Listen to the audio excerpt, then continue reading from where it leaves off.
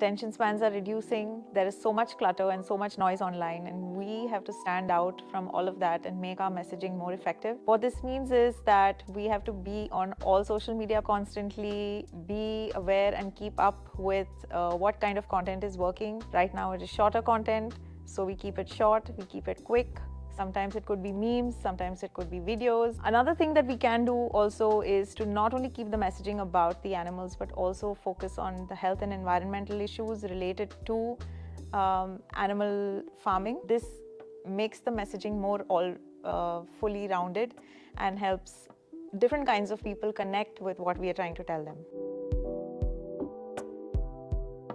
Another thing that we can do is give the audience more tangible actions, give them a challenge, gamify the participation, raise money, but tell them that they have to do something to help raise that money. Using the help of celebrities or influencers, because they are called influencers for a reason. They influence, and hopefully they'll also be able to influence the participation of the younger audiences in the animal rights movement.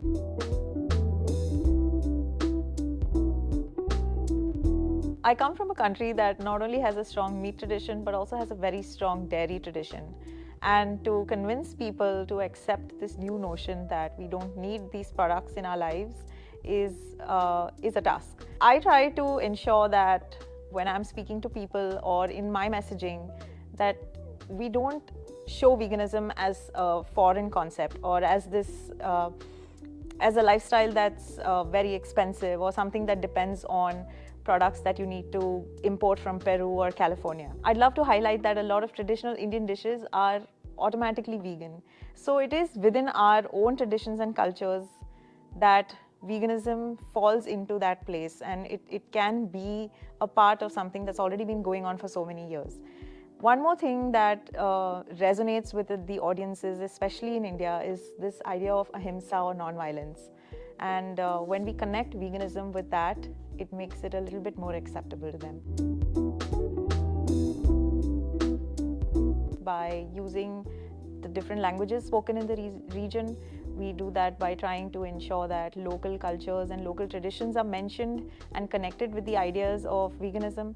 And we also think it's important that we connect with local advocates and grassroots activists. It's not possible for a small group of people sitting in one corner of one country or one continent to do this. It's important that we collaborate so that these ideas spread faster and wider. Activism remains a cornerstone in the whole vegan movement, and it also helps in shaping the public perception.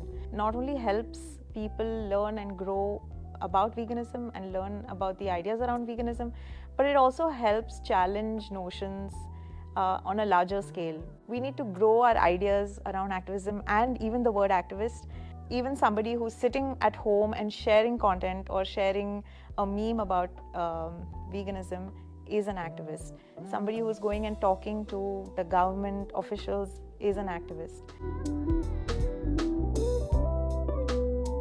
On the positive side, there's the growth of food technology like lab-grown meat. There's also raising awareness around the ideas of plant-based lifestyle and veganism.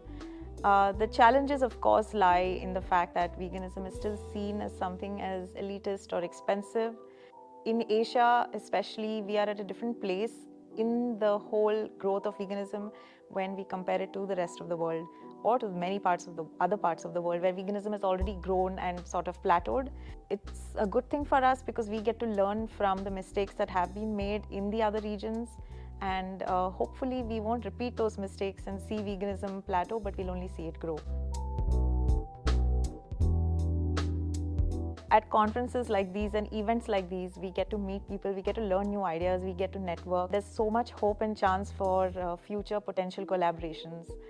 So it's very important that these kind of events continue and these kind of events keep animal advocates going, because when you leave a place like Ava, you leave with not only ideas, but you also leave with a fresh perspective of what you can do, and there's so much more to do. So events like these are very important in Asia, where veganism is growing and veganism needs to grow further.